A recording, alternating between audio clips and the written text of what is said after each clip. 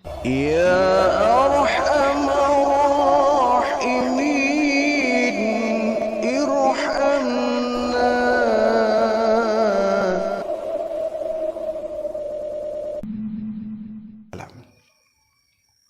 Ada satu kisah menarik ya, dan ini patut kita teladani ya. Salah satu sahabat baginda Rasulullah Sallallahu Alaihi Wasallam yang bernama Julaibib. Kita mungkin nggak begitu mengenal sosok yang ini ya, kurang begitu populer barangkali.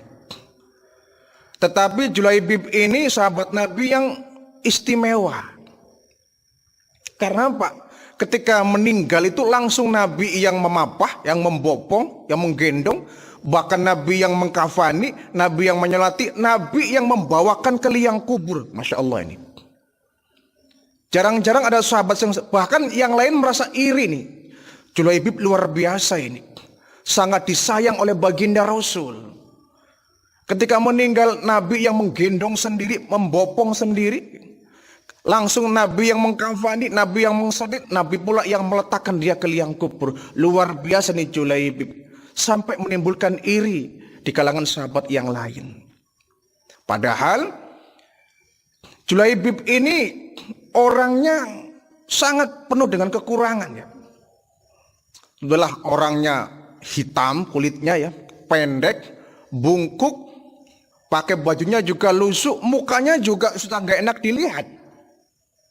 Mungkin orang kalau lihat dia risih ya, jijik barangkali, mukanya nggak enak dilihat ya. Ya mungkin kasarnya buruk rupa lah. Mukanya nggak enak dilihat, kulit hitam ya, pendek, bungkuk, bajunya lusuh ya, kakinya juga pecah-pecah, nggak pernah pakai sendal lagi ya, nggak pernah pakai alas kaki, nyeker saja itu. Bahkan ada seorang kepala suku namanya Abu Barzah mengatakan, yang namanya Julaibib jangan sampai masuk ke kampung kita, jangan sampai masuk ke kelompok suku kita, usir dia. Ya, orangnya begitu nggak bisa memperhatikan penampilan, si buruk rupa disebutnya itu. Tapi jangan sangka bahwa Julaibib ini adalah orang yang disayang oleh baginda Rasulullah Sallallahu Alaihi Wasallam. Kenapa? Ibadahnya nggak pernah ketinggalan, 5 waktu nggak pernah telat, dan setiap ada pertempuran, peperangan, Julaibib pasti berada di front terdepan. Ini luar biasa. Malah sahabat-sahabat yang lain yang mungkin ganteng, parasnya cakep, kalau perang ya ada rasa takut-takutnya di belakang. Julaibib tidak. Kalau berperang selalu berada di barisan paling depan ini. Padahal dari sisi fisik ya mohon maaf, dia tuh orang mengatakan buruk rupa ya. Pokoknya tampangnya nggak enak dilihat lah ya. Bajunya sobak-sobek ya, compang-camping. Badannya juga penuh dengan kotoran, nggak pernah bersih, mukanya juga nggak enak dilihat, rambutnya keriting, nggak pernah pakai alas kaki, bahkan dia nasabnya nggak jelas ya. Bapak ibunya juga siapa nggak jelas, datangnya dari mana juga nggak jelas, dari suku manapun nggak jelas. Sehingga umumnya ketika itu ya, orang yang sukunya nggak jelas ya, dari suku mana itu merupakan sebuah aib katanya. Itulah yang namanya Julaibib. Satu hari, karena ini Julaibib masih lajang ya, masih bujangan, masih belum nikah. Nabi satu hari negur Julaibib. Julaibib, kapan kamu nikah? Apa jawabnya? Ya nanti ya Rasul. Lagian juga siapa orangnya yang mau nikah dengan saya? Perempuan mana sih Rasul yang mau nikah dengan saya? Memang kenapa? Ya engkau tahu sendirilah seperti apa aku ini. Si buruk rupa, badan kayak gini, pendek, bungkuk, hitam, dekil, baju pun lusuh, orang miskin pula, bapak ibuku juga nggak jelas. Mana ada perempuan yang mau dengan aku, orang yang nggak jelas seperti ini. Berlalu satu hari ya. Hari yang berikutnya Nabi ngobrol lagi, negur lagi. Julaibib, kapan nikahnya? Iya ya Rasul, saya mau nikah, cuma masalahnya perempuan mana yang mau dengan saya? Nah, Nabi nggak memperpanjang persoalan ya, lewat saja itu.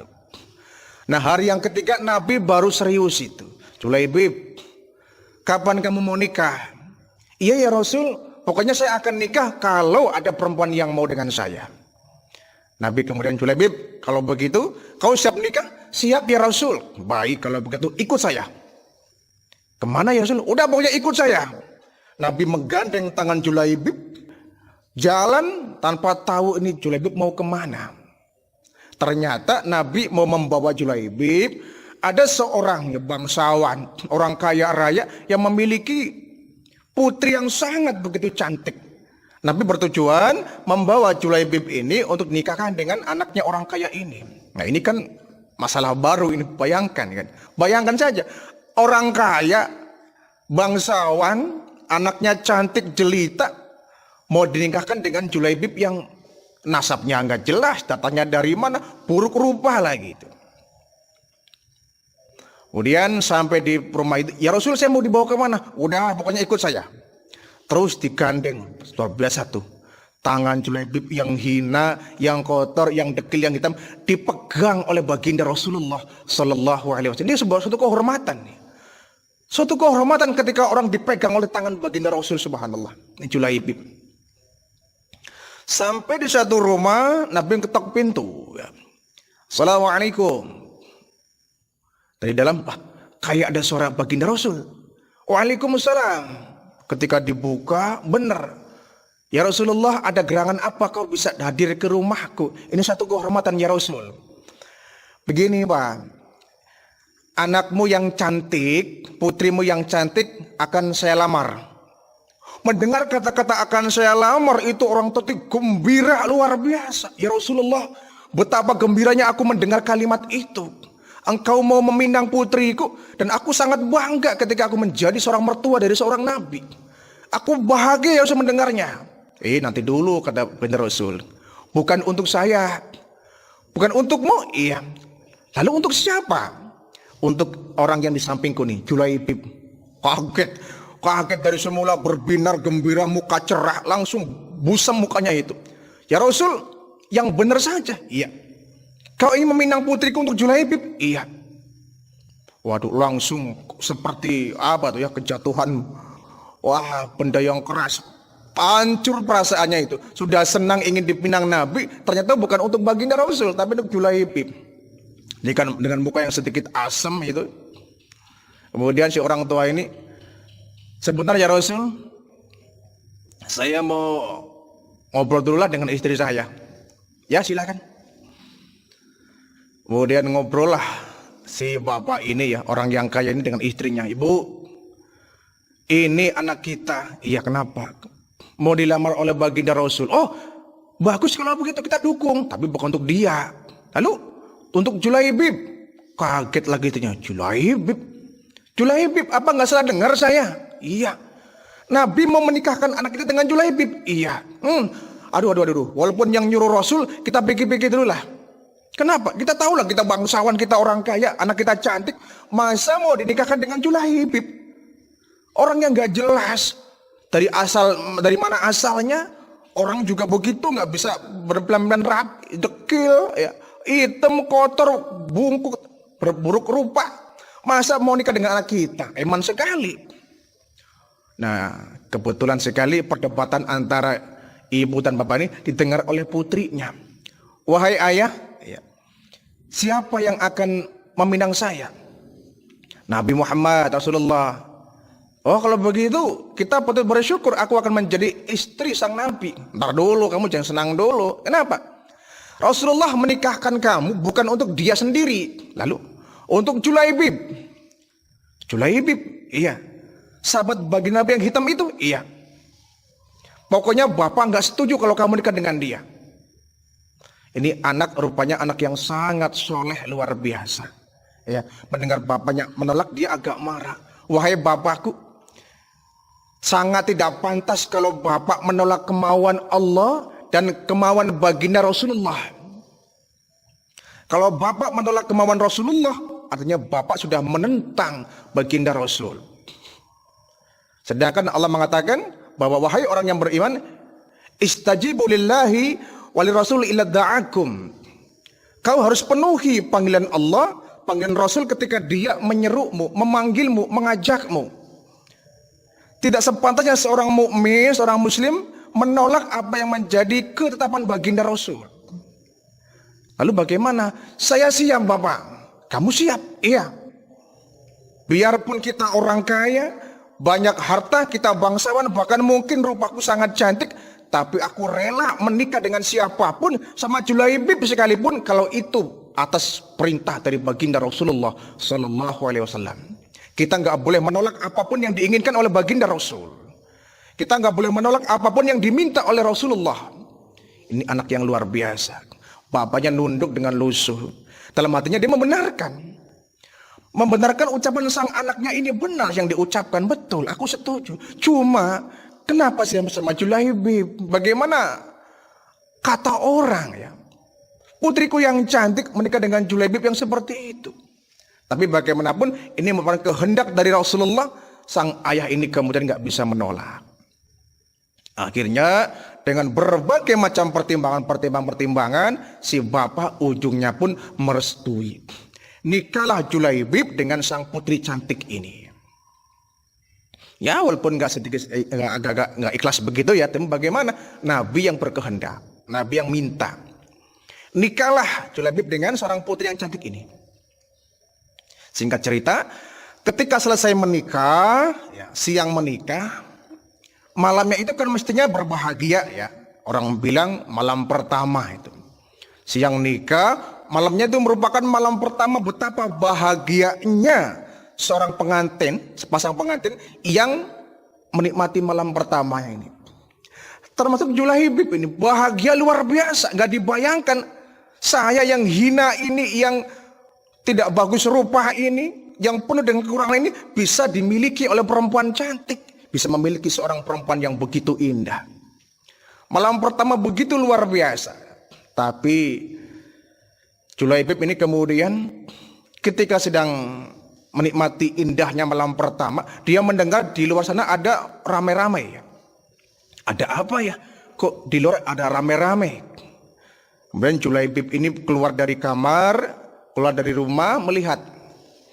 Ternyata di luar sana baginda Rasulullah Sallallahu Alaihi Wasallam sedang menyiapkan dengan beberapa sahabat-sahabat yang lain untuk persiapan perang, menyiapkan senjata, menyiapkan panah, menyiapkan pedang, menyiapkan strategi perang. Mereka sedang menyiapkan bahwa besok pagi akan berperang melawan orang kafir.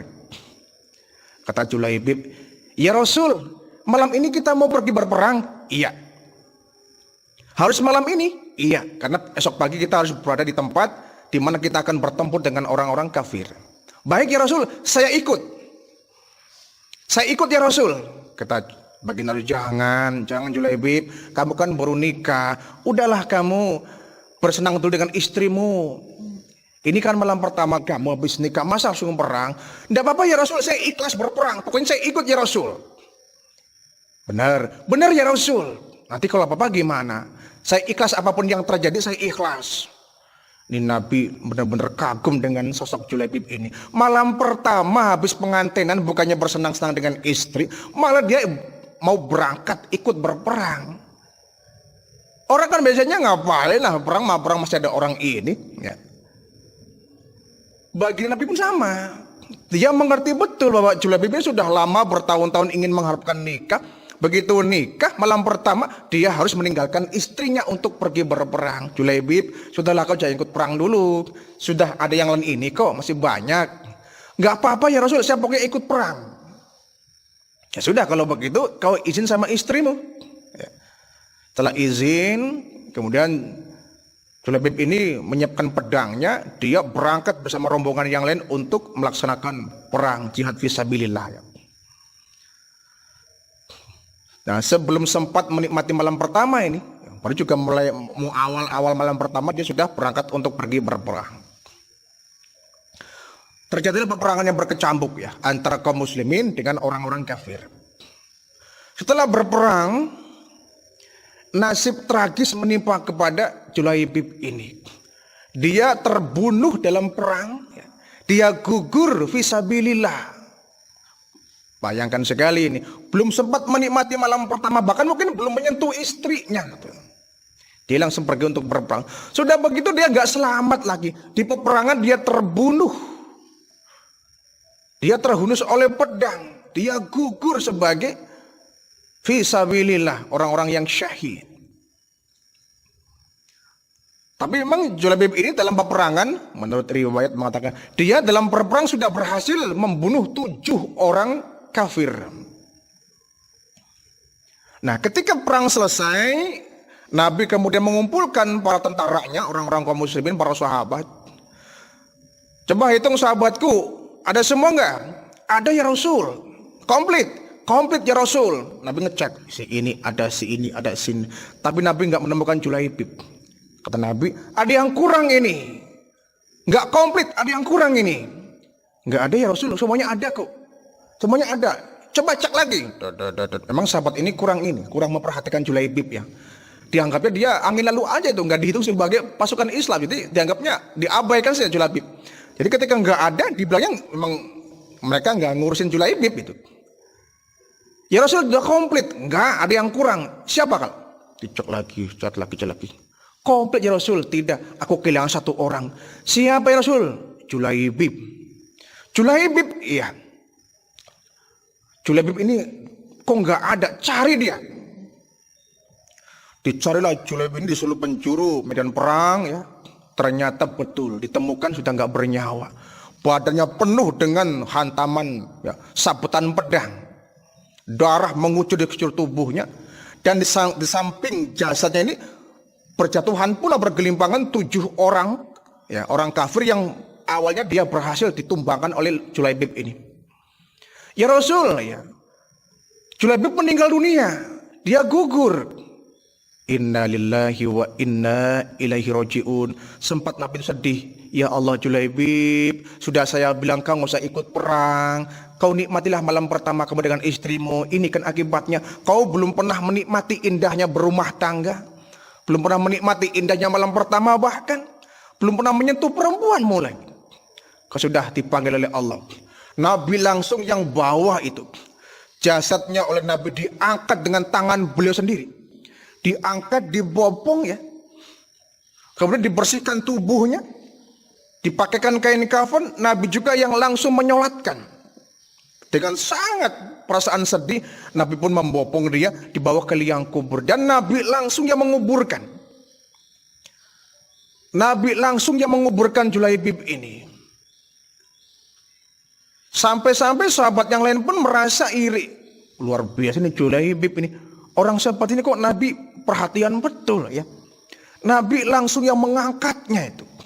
Langsung mengangkatnya dan meletakkan ke liang kubur. Julaibib, selamat berbahagia ya. Kamu gagal malam pertama dengan istrimu, tapi kamu nggak gagal malam pertama dengan bidadari di surga. Selamat menikmati indahnya kau bermalam pertama dengan bidadari Julaibib. Sampai yang lain pun ikut tersentuh, ikut menangis ya.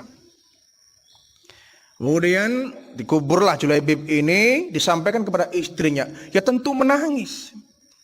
Beda dengan orang tuanya yang mungkin agak gembira, nah kan. Tapi sang istri nangis dia. Selamat tinggal suamiku. Mungkin aku belum bisa membahagiakan kamu.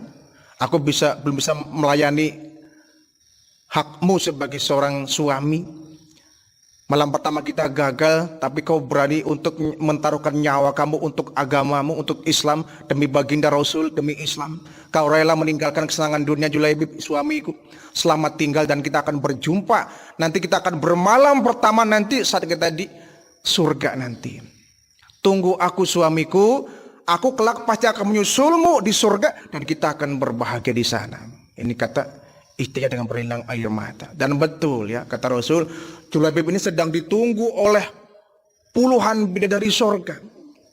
Walaupun di dunia dia kurang beruntung hidupnya, jadi celaan orang, jadi hinaan orang, diremehkan orang, direndahkan orang. Tapi ketika meninggal dunia, ruhnya, jasadnya ditunggu oleh bidadari surga. Subhanallah ya. Ini Julaibib.